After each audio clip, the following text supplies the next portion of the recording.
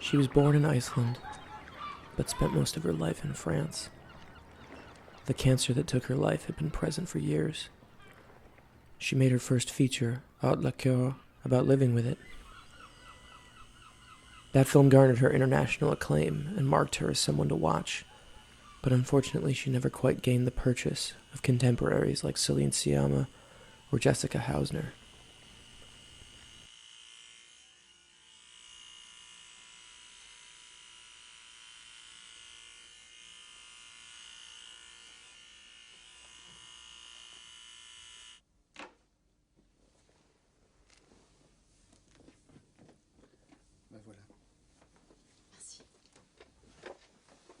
Her following in the US was negligible.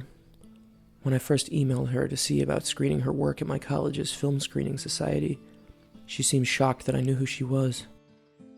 Bonjour Scott. What film of mine have you seen and how? Because they haven't been shown that much in the States, except in some festivals. I think it's amazing you've seen those films. But how did it start? I mean, how did you hear about them?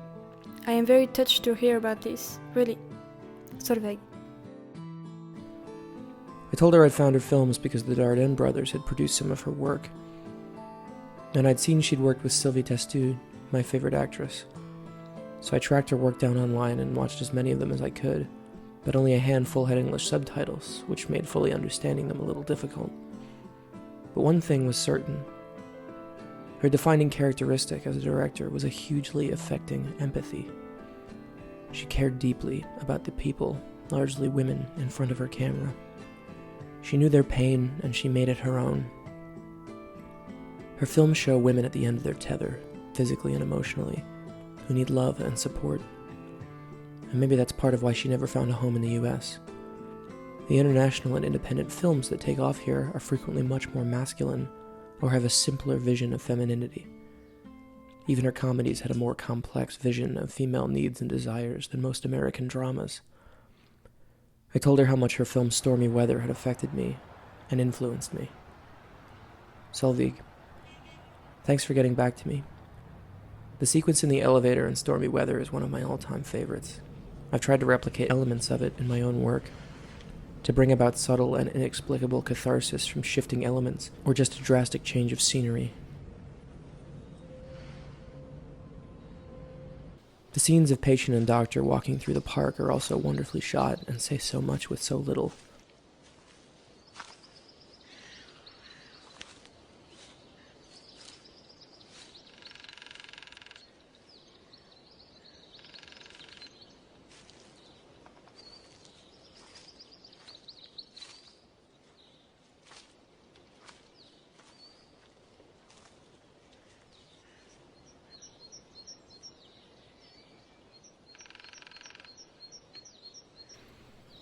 The handheld shot that glances up at the tree and lands back on the subject's face is simple in the telling, but something about it has stayed with me.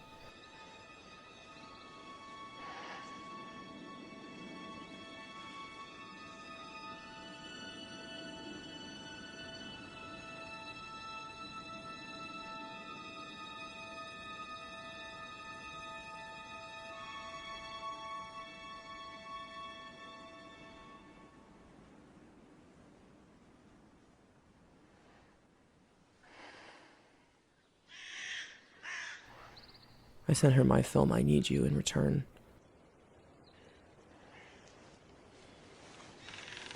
Bonjour Scott. Thank you for sharing your film with me. I watched it yesterday.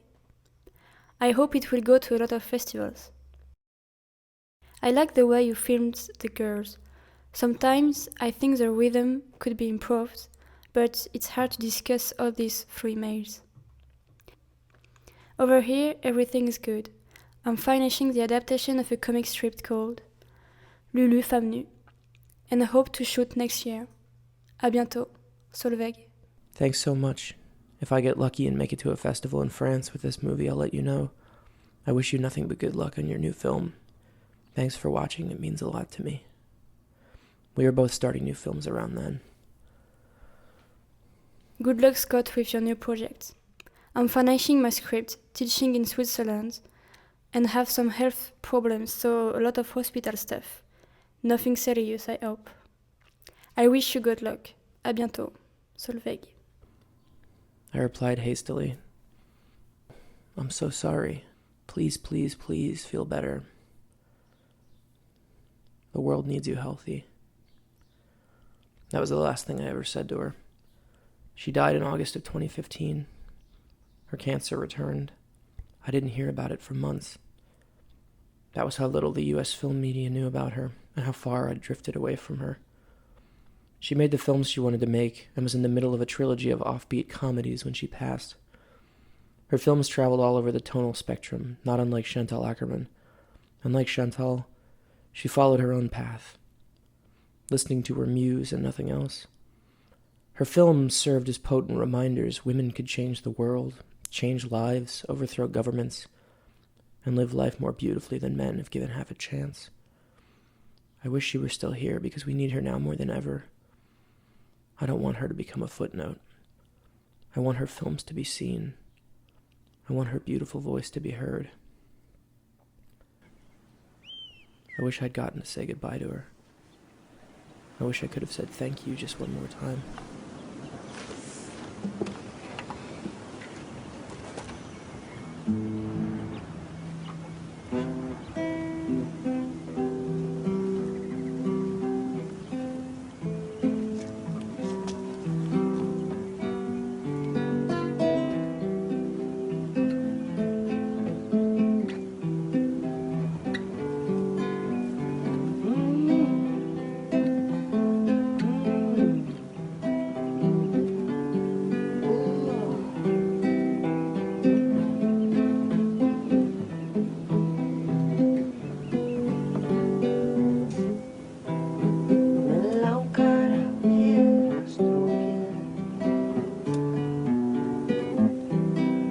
Eins og ketti kemur kastið